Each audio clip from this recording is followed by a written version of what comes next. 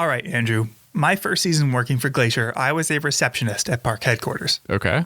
Lowest paid position in the park, mind you, answering questions people had via phone, email, and letter. Gotcha.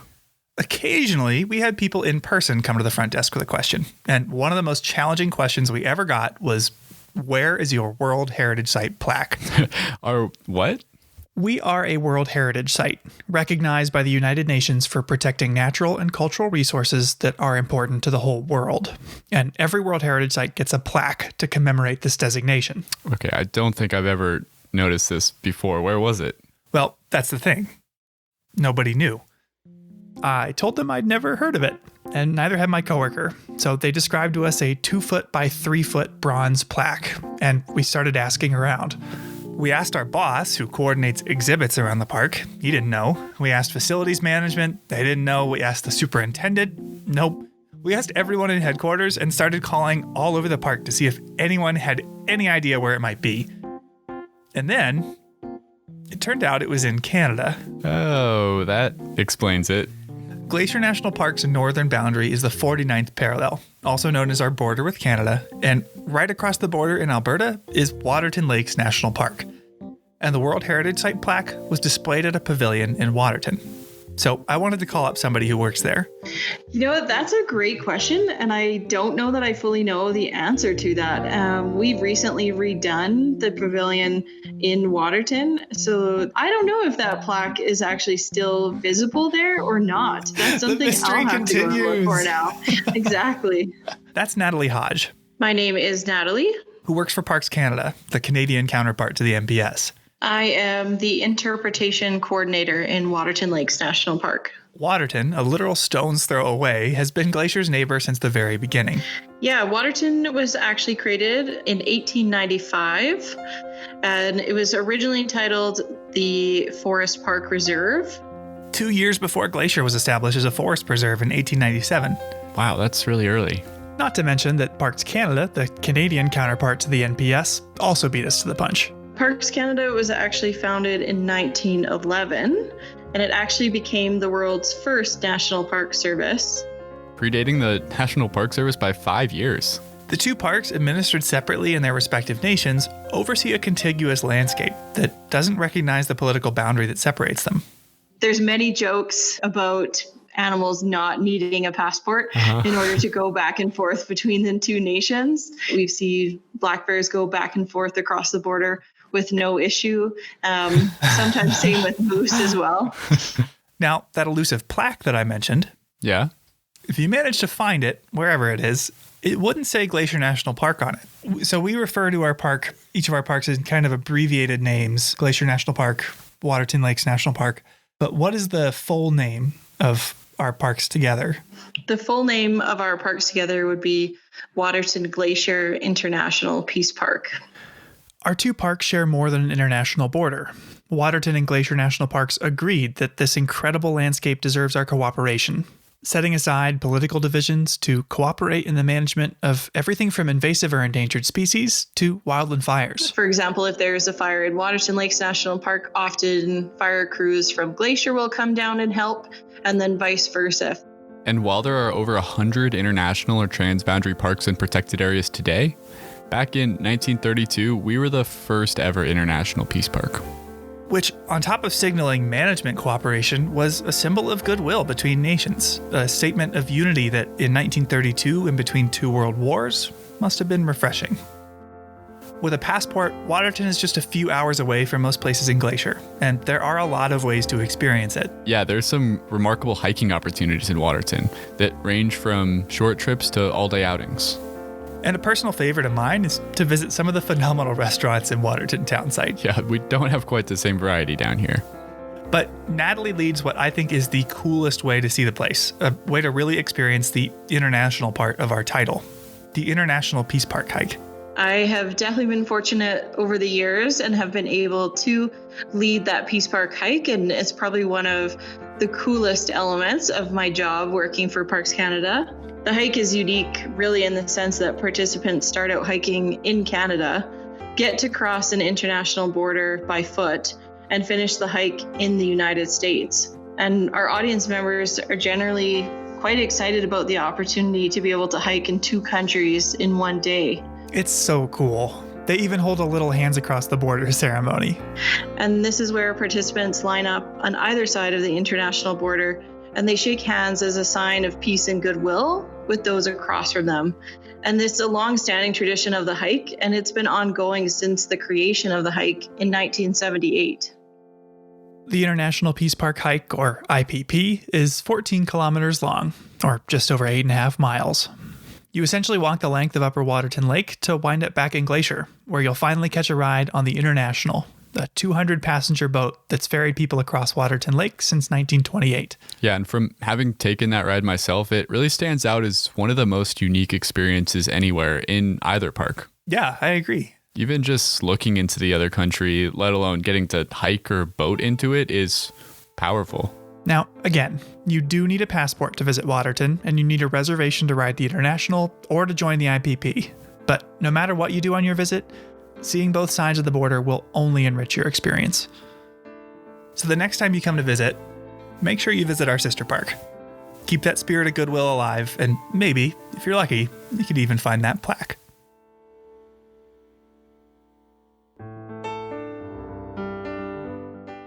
Welcome to Headwaters, a Glacier National Park podcast, brought to you by the Glacier National Park Conservancy and produced on the traditional lands of many Native American tribes, including the Blackfeet, Kootenai, Salish, and Glacier people. We're calling this season the Confluence, as we look at the ways that nature, culture, the present, and the past all come together here. I'm Michael. I'm Andrew. And we're both rangers here. Now, we've mentioned so far that Glacier has a lot of titles. National Park, World Heritage Site. But today we're going to focus on just one of them, International Peace Park, an agreement between the NPS and Parks Canada to cooperatively manage our shared resources. And no place better represents the International Peace Park than Goat Haunt, one of the most remote and least visited regions of Glacier. Okay, real quick. What's with the name? Goat Haunt?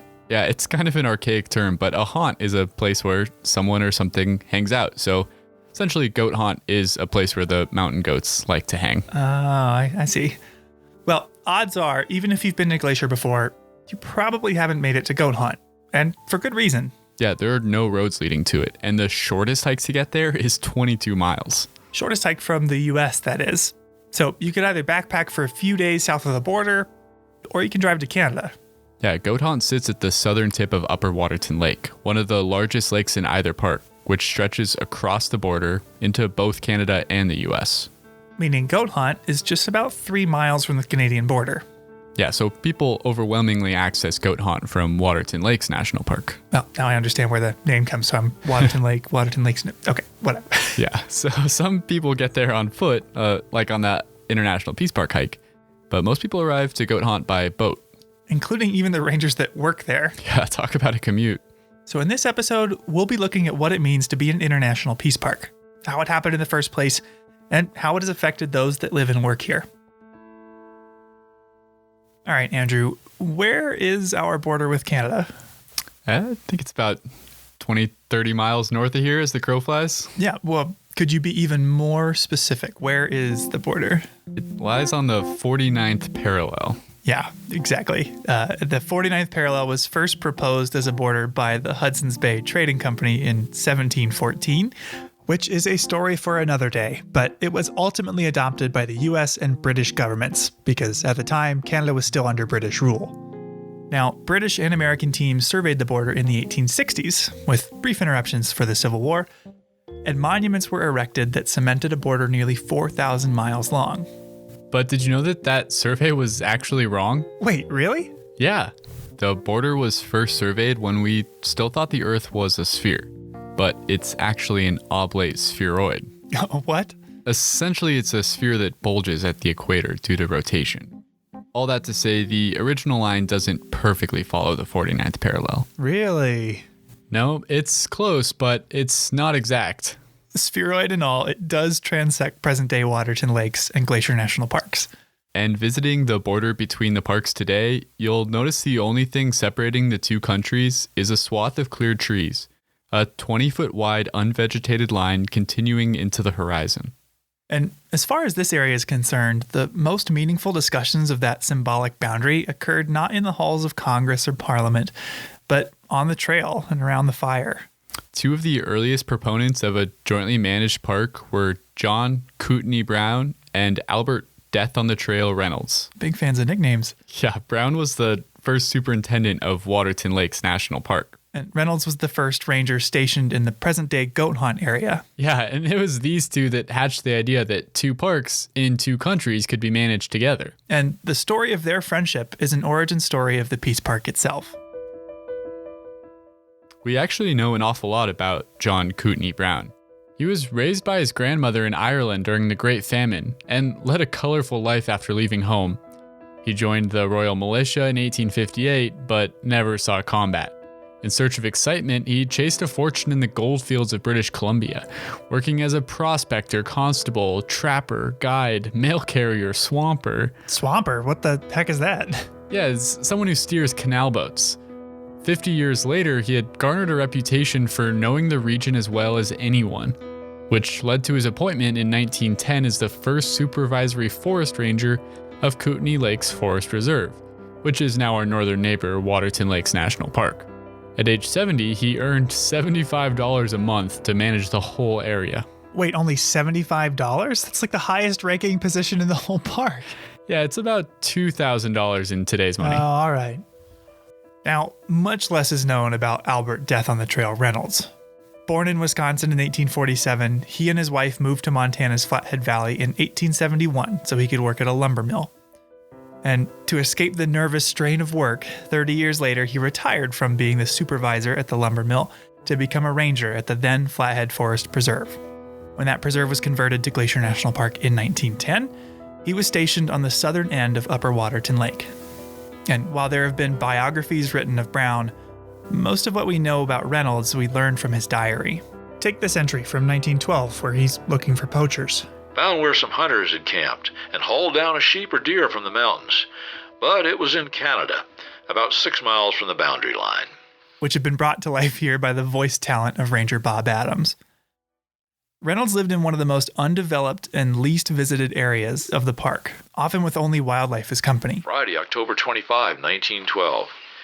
When I arrived at camp, a bear had been there last night, and he raised hell. All around camp he went, looking into all 3 windows. Took a bath in the wash tub and stood in front of the looking glass and combed his hair with his scrubbing brush. His nickname Death on the Trail was self-ascribed, and his disdain for horses led him to walk everywhere. He regularly walked 17 miles south to get his mail. Wow. I walked just about 1 mile to get my mail, and I thought that was rough. But Reynolds would also walk north to visit Waterton, where he befriended Brown. Yeah, he walked the full 12-mile length of Upper Waterton Lake, which starts in Montana at Goat Hunt and ends in Waterton Town Site in Alberta. Walking that whole way to visit his friend Kootenai Brown, unless he could catch a boat ride. Sunday, October 20, 1912. Left at camp 7 a.m. in one of Mr. Hazard's boats. Went as far as Weeks Landing, where I walked to the post office, got some mail, then went to Mr. Brown's. His duties as a backcountry ranger included looking out for poachers, forest fires, and other, quote, threats to the park. Okay, so what constituted a threat to the park? Well, in the early years, the Park Service was guided by a fundamentally different understanding of ecology than it is today. And Reynolds' writing illustrates this really well. Early park managers were especially eager to protect ungulates, like deer. He would actually follow deer in order to chase them towards better foraging habitat. Left camp as soon as I could. Went up the trail that the deer took up the mountains. I located them up on a high bench, almost to the top of that mountain. I managed to get above them. There were about 40 of them.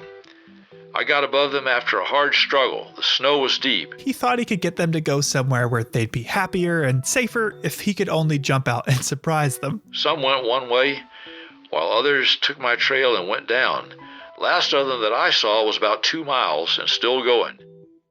They're safe. I think if I did that in a uniform today, people would think I was totally crazy. And on top of chasing deer around, he would actively hunt and kill anything that could harm them. To kill coyotes, he even enlisted the help of his friend Brown, the superintendent of Waterton. I went to one of Mr. Brown's baits for coyotes, and I found that a coyote had been there this morning and had taken a meal out of it. I followed his tracks for nearly 2 miles, and he did not show any signs of the poison, so I left. Canadian poison is no good. In the years since, we've come to understand that predators like coyotes, wolves, and mountain lions play essential roles in the ecosystem. The practice of poisoning them has long since been abandoned. It's not part of our job anymore. No, it's nice that attitudes have changed in that respect and decided that all animals have a right to be here, and not just the ungulates. That's Tracey Wiese. Yeah, my name is Tracey Wiese. I've been working here at Belly River for the last 16 summers. The Belly River Ranger Station where she works is one of the northernmost in the park. In fact, to hike in to meet her, I parked at the Canadian border, spitting distance from the customs office. And while Tracey and her husband Bruce work here in the summer, Reynolds worked and lived near Goat Haunt year-round with only a wood-burning stove for warmth. It was 12 below freezing this morning, and now 6:30, it's 10 below. Even on holidays. I made a bread pudding for dinner and took a cup of cold water. That was my Christmas. I honestly cannot imagine the rangers that spent winters out here in that kind of cold and that kind of wind. Yeah. It must have just been phenomenal. But rain or shine, Reynolds would travel north to visit Brown. December 27, 1912. The snow was deep and soft. The wind was awful. Took till 4 p.m. to make Mr. Brown's. From what we can tell, the two were fast friends. Even though Brown, who wrote poetry and spiritual musings, never seemed to write much about Reynolds. Yeah, and Reynolds, in the journals of his that we have, he doesn't write about his friendship with Brown either. His journals are really utilitarian, the simple summary of what he did that day, often signing off with the number of miles he had traveled. But even still, Reynolds wrote often about his trips to visit Brown. Wednesday, December 4, 1912. Left camp 9:15 a.m. with Mr. Brown. He went as far as Weeks Landing with me to see if I got safe over the river. I had to break ice about 100 feet before I got into the main stream, but I made it okay. They collaborated for work, they shared notes, they sought one another's advice, and they socialized. And as you know, Andrew, the winters here can be pretty drab. Yeah, cold, gray skies, socked in. Which, by all accounts, gave them plenty of time to discuss the philosophical facets of their jobs, like the artificiality of the lines separating the two parks they were sworn to protect. One person who met Brown and Reynolds was Samuel Middleton, an Anglican reverend in Canada. And after meeting the two rangers, he wrote about their discussions of the boundary. Emblematic of the trouble with dividing the two parks was Upper Waterton Lake, which lay partially in the United States and partially in Canada. Reynolds suggested that geology recognized no boundaries, and that as Waterton Lake lay in its glacial cirque, no man-made boundary could cleave its waters apart. It'd be better then to accept nature's creation by removing the boundary line and acknowledging one park, one lake, in its own territory. And Brown agreed. He said that since the lake could not be physically divided, it was senseless to divide its management. This was a powerful idea at the time. A subtle suggestion, through the lens of a landscape, that a political boundary could not divide us. This idea of theirs to jointly manage the two parks would not come to fruition in their lifetimes. Of all the days I ever saw, today has put the cap sheaf on them all. Talk about wind. It has been a corker.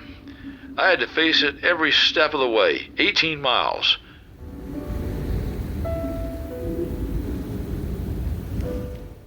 "9 p.m., fearful storm raging. Don't know where from and can't open the door to look out.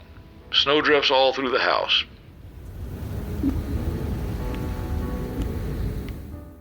Reynolds was clearly an incredibly tough person with a fortitude that's hard to fathom today. Wednesday, January 15, 1913. Went up to the lake. Had to use my snowshoes. It had snowed hard all day. It was so soft, I sunk in above my knees on snowshoes. I reached home camp, found 6 feet of snow on the roof. I had to go up and shovel away from the stovepipe before I could build a fire. It took over 3 hours. Did not get it nearly all off. We'll finish in the morning. It was 10 below zero all day and snowing hard. Distance 6 miles and 1 frozen toe. But as tough as Reynolds was, the winter of 1913 began to catch up to him. and he caught a cold he couldn't shake. In one last journey, he ventured north to visit Brown, who mentioned Reynolds in his own journal for the first and final time. 4 February 1913. Mr. Reynolds, here, 32 below zero. Rode and snowshoed west side of park to pass. Miles 20. Reynolds very sick. Up all night with him. 4 days later, Reynolds died. And 3 years after that, Brown passed away as well. Over the course of the next 20 years, the parks remained under separate management. A new Waterton superintendent was appointed to replace Brown, as was a backcountry ranger to replace Reynolds. Visitors came, people enjoyed the parks, and life continued. But Reynolds and Brown's idea of an international park lived on, because in July of 1931, the local Canadian Rotary Club called a get-together of Montana and Alberta Rotarians to discuss, for the first time, the creation of an international peace park. And while Reynolds and Brown had entertained the notion, it had never before gained traction. In fact, this would be the first international peace park in the whole world. Yeah, and this new idea was drafted in a resolution by the newly inaugurated president of the local Rotary Club, Samuel H. Middleton. Who just so happens to be the same guy we quoted earlier, who had interviewed Reynolds and Brown about their thoughts on the border. The very same. Now, it's worth noting that Middleton first came to Waterton in search of a summer camp for St. Paul's Indian School, of which he was the principal. One of many schools of its kind that sought to suppress native culture, taking kids from reservations away from their families to boarding schools where they were taught, more or less, how to be white. This policy was called at the time, Kill the Indian, Save the Man. Yeah. But acknowledging his racist efforts towards indigenous people, he was an important advocate for the establishment of a peace park. A bill establishing the peace park passed the U.S. Congress in December, and it was echoed by the Canadian government the following year. The details of this new designation were not clear-cut, leaving park managers to decide how they would jointly oversee the two parks. Parks that have evolved a great deal in the years since. In his day as a backcountry ranger, Reynolds hardly ever saw anyone. But Tracey, the modern backcountry ranger working along the border, she says her main job is to work with people. I really see the main part of our job as educating people in the backcountry. Today, more people visit Waterton Glacier on an average summer day than the parks used to see in a whole year during Brown and Reynolds' time. But that hasn't changed why they're protected or why they're important. People that do come here, and they're more all the time, they're looking for something real. To go backpacking, to reconnect with nature. That's what these parks are all about. And I think every day that goes by, they're more important than they've been in the past. But throughout the last century, with all the changes it's brought, the two parks have strived to work together. So whenever our two parks share wildland firefighting resources, whenever we lead cross-boundary hikes or boat trips, you know who to thank. A couple tough old curmudgeons with an idea. Sunday, December 29, 1912. Oh heavens, how it does snow and blow. A person can't see 200 feet, and it is coming harder and harder. I wish I was back in Helena.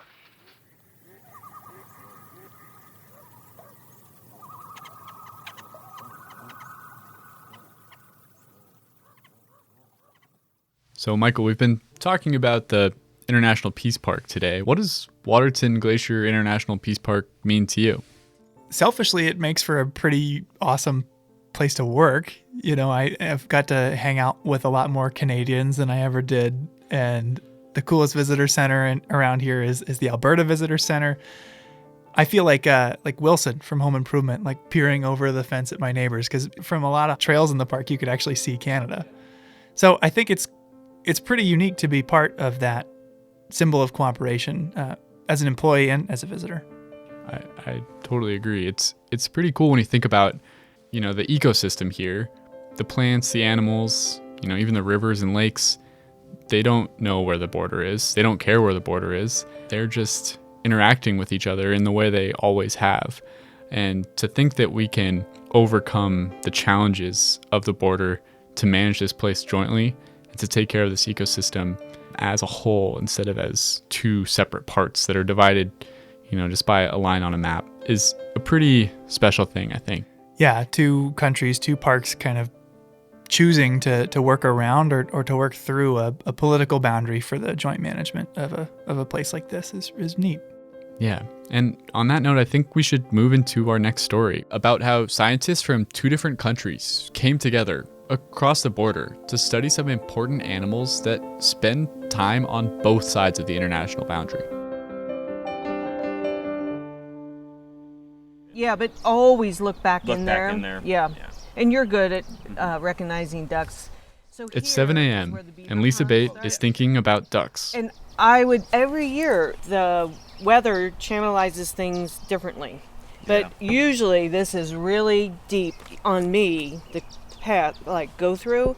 Are they talking about walking through that water? Yeah, duck science, as it turns out, involves a lot of water. So I don't think you're going to be able to do that for safety reasons. So then you just exit and come out.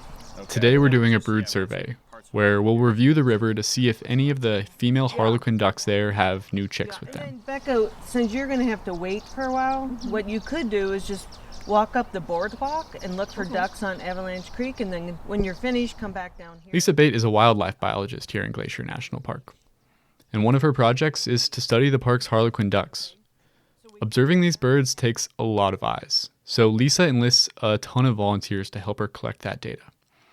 It's a pretty fun project to be involved with, and as it so happened, all of us in the podcast somewhat independently got involved with it. This year, Michael and I and producers Daniel and Alex have all gone out with Lisa to study the ducks. Michael even ended up pretty wet from his experience. Yeah. If you want to hear that story, you got to go to the Mini Glacier episode. Before we get into the study I did that morning, there's a few things you need to know about harlequin ducks. First, the name. Harlequin ducks are named for the male's breeding plumage, which resembles the makeup of a harlequin, a jester-like character popular in early modern European theater. And harlequin ducks are migratory birds, but unlike most migratory birds, they don't migrate north-south when the breeding season arrives. Instead, because they're sea ducks, they actually migrate east-west. But just because these birds migrate east-west doesn't mean they're not international. How so? I know a bird that migrates north-south like a robin will spend time in Canada, the US, and Mexico, but if you migrate straight west of here, you'll just hit ocean, not Canada. Yeah, it turns out the migration path isn't quite straight west. Check out this map of one duck Lisa tracked. Oh, wow. Spent part of the year in Washington, part in British Columbia, part in Glacier, and part in Waterton Lakes National Park. The next thing you need to know is that these birds love whitewater. They feel right at home in crashing surf and fast-running creeks, and that's part of the reason why they're so hard to study. And the last thing you need to know is that harlequin ducks are very loyal. Extremely loyal. As far as we know, the females only nest on the streams where they were born, their natal streams. Though we've banded nearly 300 harlequins in Montana thus far, we have yet to document a breeding female dispersing to a stream other than her natal stream to reproduce. Well, what if something happens to the natal stream? Yeah, that's kind of what makes them such a sensitive species. They seem to not be able to just find a new home. I think this is one of the leading reasons that harlequins are a species of concern. Their range has shrunk. We used to have harlequins in Colorado and many streams in Idaho and Montana, and we no longer have for a variety of reasons. And right now, I think it's highly unlikely that those streams would ever be repopulated unless we can document that females will disperse to other streams. It's not just streams they're loyal to. I asked Lisa if the ducks are loyal to a particular mate as well. Oh, if you asked me that question at the beginning of this study, I would say very loyal. The first 3 years of this study, we just saw incredible, I think 100% mate fidelity. Since then, we have seen some so-called divorces, but I'm working on a paper with some Canadian biologists, and they just documented a female with a certain mate 1 year, the next 2 years with a different mate, and then in the 4th year, she returned to that original mate. So we know that sometimes things happen, we don't know why. And if a duck's mate dies? We've documented times when the female died, and the males have already migrated back to the coast, but the following years, those single males will come back here looking for those females. And we've seen 3, possibly 4 males return looking for their females. I assume that's what they're doing. And we have 1 male who I know now has returned 3 years in a row, always single, never with another female, and never with the original female. And we just assume that that female has died. I can picture the Hallmark movie now. Lonely duck wintering on the coast and spending the summer searching the Rocky Mountains for his missing mate, looking for a love he'll never find. And Lisa told me that there's about 33% more males than females on the wintering grounds. So these single males are pretty unlikely to find a new mate. At the beginning of her research, Lisa didn't really know how many ducks there were here. When I first started this project, I thought maybe there were 40 pairs of harlequins throughout the whole park. And you can't tell because they look identical. It wasn't until we started putting colored bands on them that we realized that we had more ducks just on Upper McDonald Creek drainage alone than we realized. So to tell individuals apart, you've got to catch them and put a unique band on their leg. Biologists have developed lots of ways to safely catch birds, but none of them could really account for the challenges of dealing with a bird whose preferred habitat is whitewater. In the spring, when both males and females are in Glacier, the water on the creeks here is dangerously high and fast. Wading out into a raging creek to try to catch a duck was potentially deadly, so for a long time, we knew very little about these birds. But it's not just raging waters that Lisa has to deal with. There's some years that we're walking over like 40-foot deep avalanche drifts still. So there were lots of challenges, but there was a lot of pressure to understand these birds better because they seemed to be disappearing. Biologists throughout the western half of their range have all documented a decline or a shift in distribution. But today when I joined Lisa, we weren't catching any ducks. We were just counting them. We broke into teams to comb every foot of the creek and observe if any of the hens had chicks. If we found any chicks, then later in the summer they could be caught and get a band before they migrated back west. But this wasn't just walking down a trail. To stay along the stream was a lot of bushwhacking. Yeah, and it gets really bushwhacky when the water's high. And at some point we're going to just start walking in the creek because it'll be a lot easier than bushwhacking. Okay. Because the bushwhack is like through hawthorn and real fun stuff like that. And eventually we just went right into the water. We walked in the creek through water that was above my knees. Well, did you find any ducks? We did. Lisa and I saw 7 harlequin ducks that day. And we were able to collect data on other birds as well. We saw some American dippers and spotted sandpipers. The sandpipers had just had little babies, and they were about the size of a piece of popcorn. They were so tiny and fuzzy. Popped popcorn, though, Popped yes? popcorn, Okay. yeah. So we actually ended up seeing a lot more pipers and dippers than harlequins.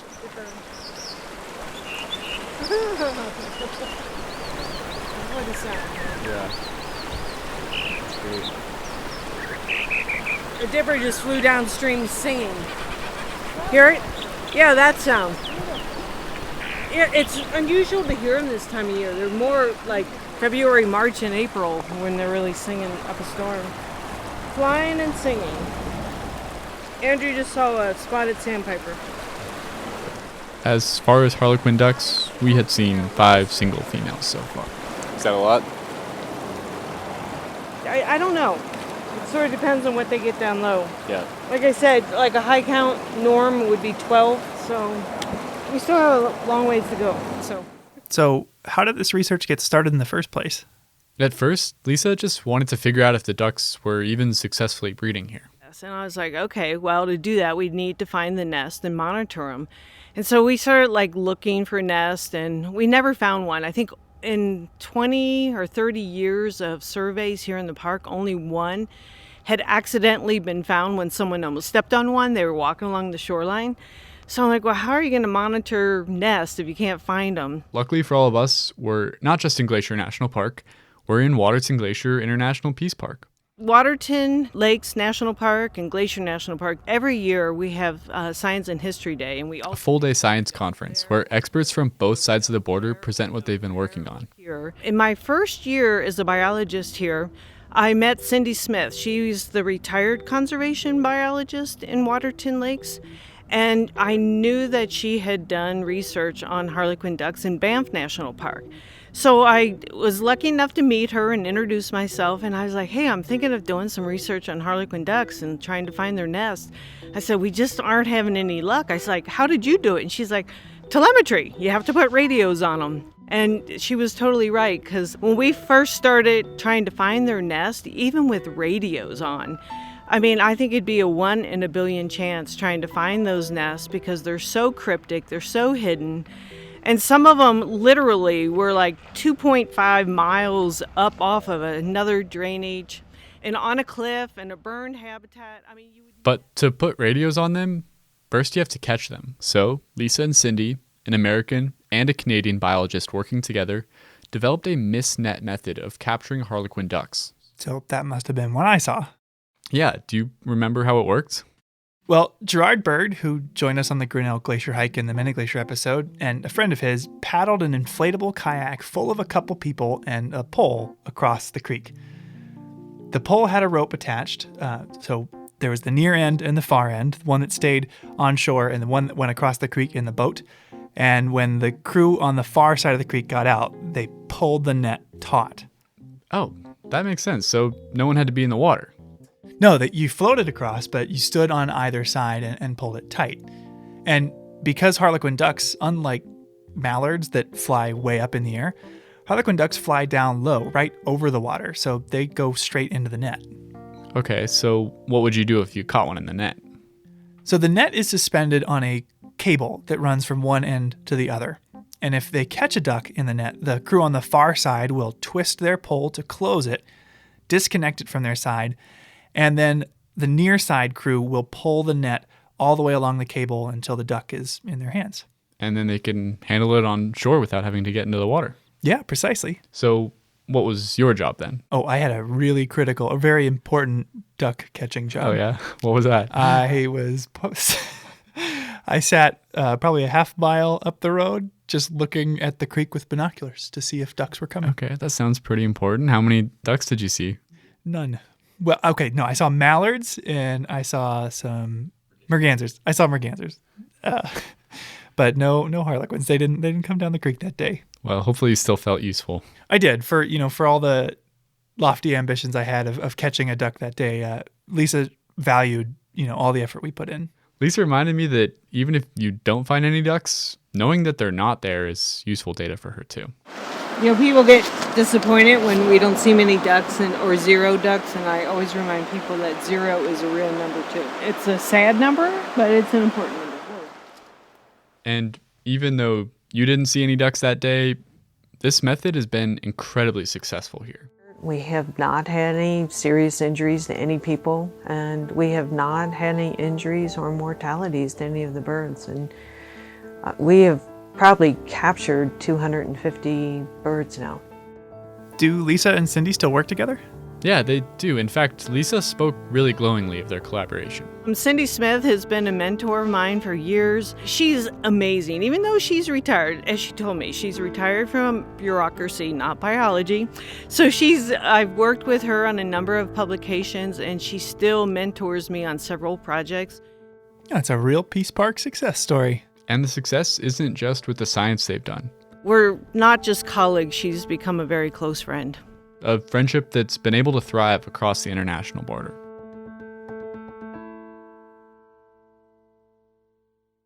Each episode, we seem to cover at least one thing that, like this podcast, wouldn't be possible without the support of the Glacier National Park Conservancy.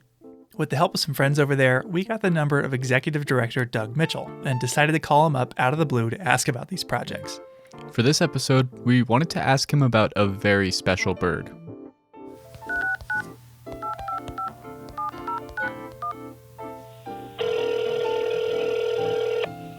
Glacier Conservancy, Doug Mitchell speaking. Hey, Doug, it's Michael and Andrew. Hey, fellas, how we doing today? We are doing great, but we have a question for you. Are you much of a birder? I am not much of a birder, but I am anxious to learn. Okay, well, we've got a great little bit of audio trivia for you. We're going to play a bird call and want to see if you can guess who that call might belong to. Okay, I'm up for it. I'm ready. All right, here we go.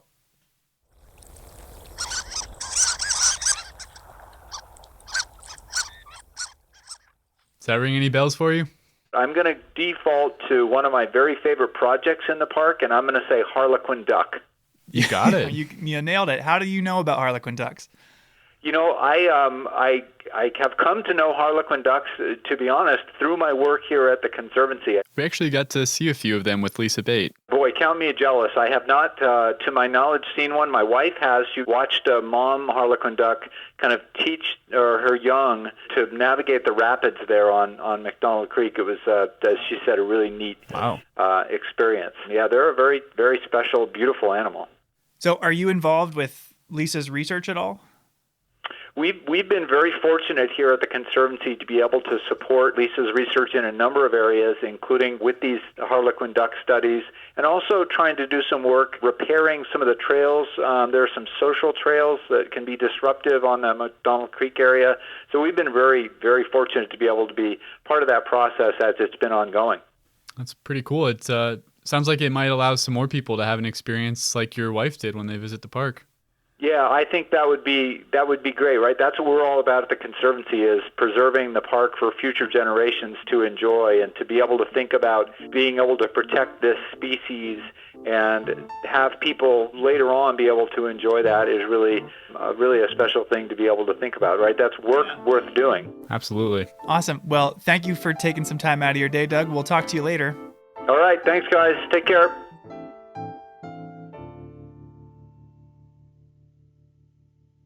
So, Andrew, neither of us grew up in Montana, right?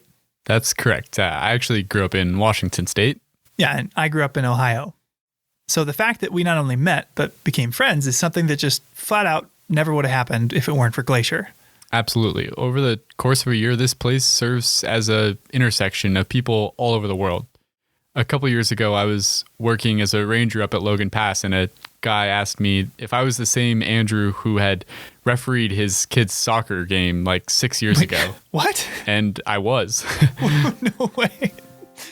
So the Peace Park provides a unique opportunity to meet other people and experience cultures on both sides of the U.S.-Canada border. Just by virtue of having the Alberta Visitor Center near the west entrance here, we've had the chance to meet and befriend a lot of Canadians over the years. From the little things like celebrating Canada Day on July 1st to having them go out of their way to get me Canadian candy, ketchup chips, or Fruitopia that you can't find down here. The International Peace Park is like a confluence of two countries coming together into one unique thing. I mean, it's a lot of fun. And just in this episode, we've heard a few examples of employees befriending their counterparts from across the border.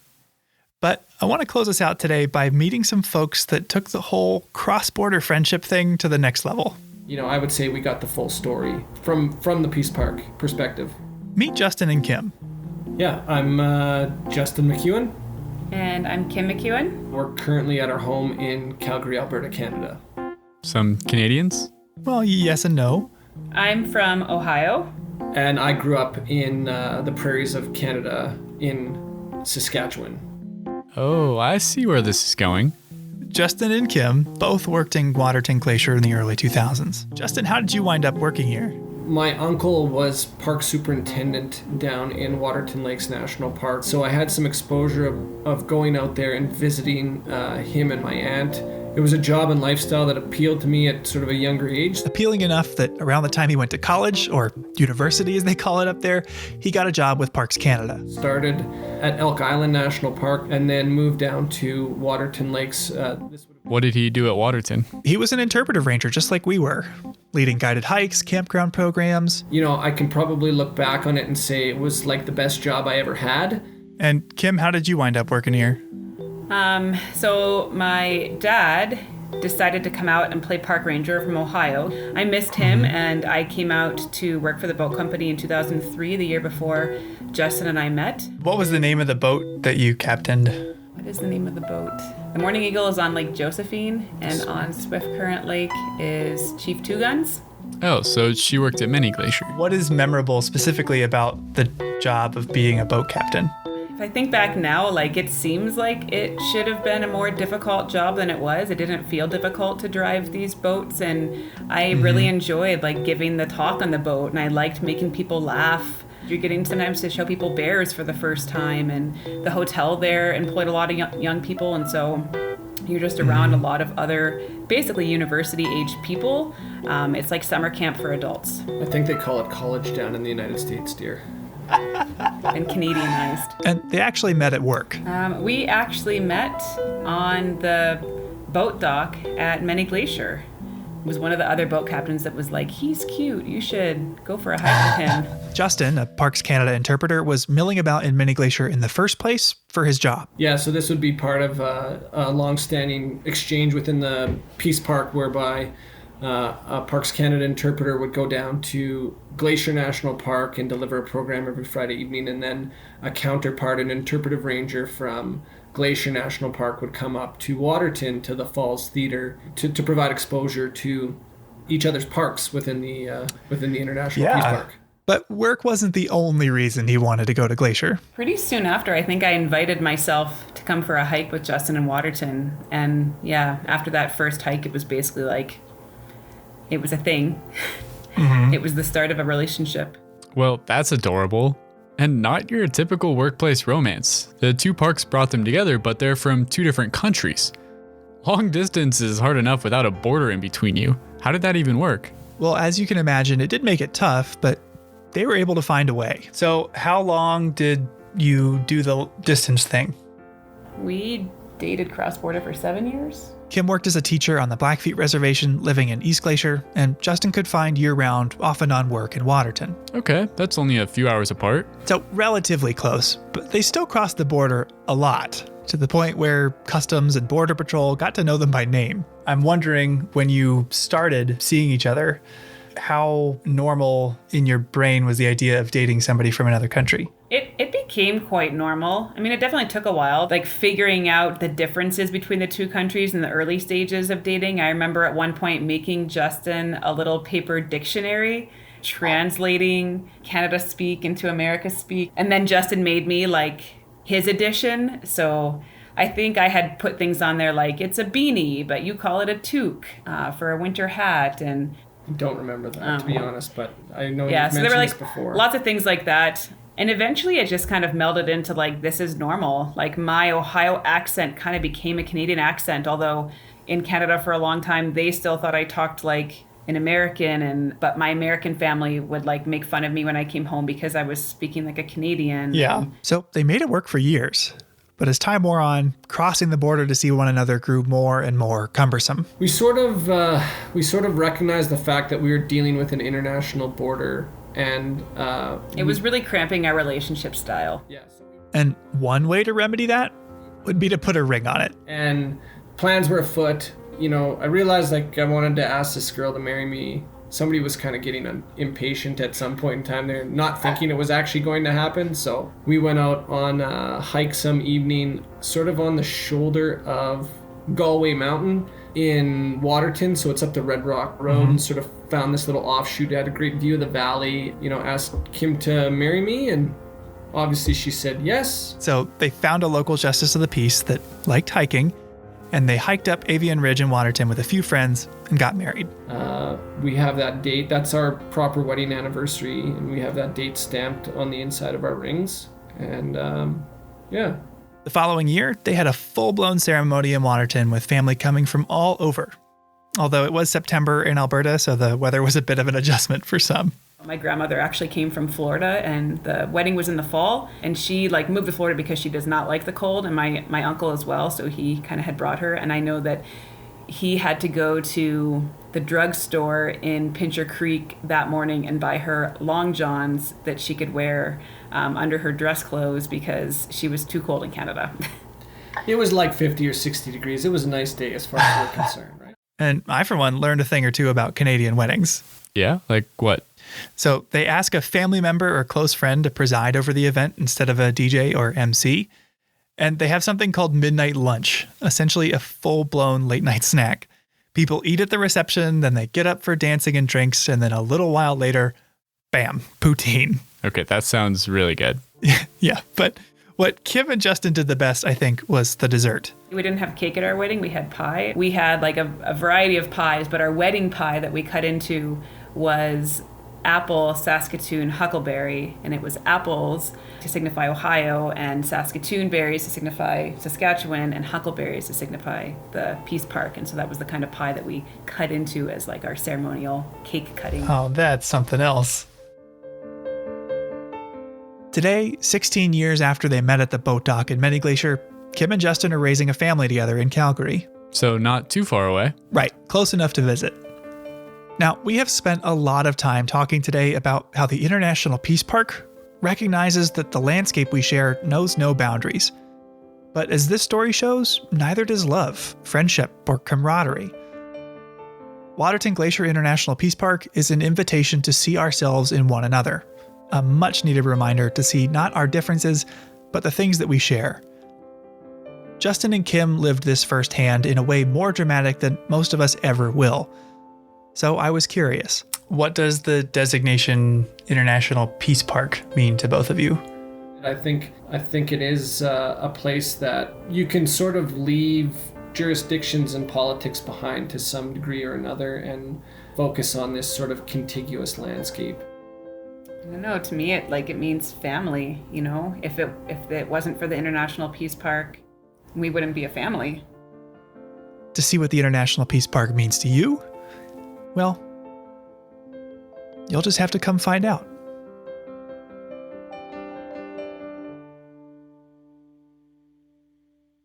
That's our show. For more information on the International Peace Park, on Waterton or Harlequin ducks, check out the links in our show notes. Thanks for listening. Headwaters is a production of Glacier National Park, with support from the Glacier National Park Conservancy. The show was written and recorded on traditional native lands. Andrew Smith and Michael Feist produced, edited, and hosted the show. Ben Cosgrove wrote and performed our music. Alex Stilson provided tech support. Quinn Feller designed our art. Renata Harrison researched the show. And narrated the credits. Lacey Kowalski was always there for us. And Daniel Lombardi and Bill Hayden were the executive directors. Support for this show comes from the Glacier National Park Conservancy. The Conservancy works to preserve and protect the park for future generations. We couldn't do it without them, and they couldn't do it without support from thousands of generous donors. If you want to learn more about how to support this podcast or other awesome Conservancy projects, please go to their website at glacier.org. Of course, you can always help support the show by sharing it with everyone you know, your friends, your family, your dog, and also leave us a review online. Special thanks this episode to Natalie Hodge and our friends at Waterton Lakes National Park, Tracey Wiese, Bob Adams, Lisa Bate, Diane Sine, and Kim and Justin McKeown.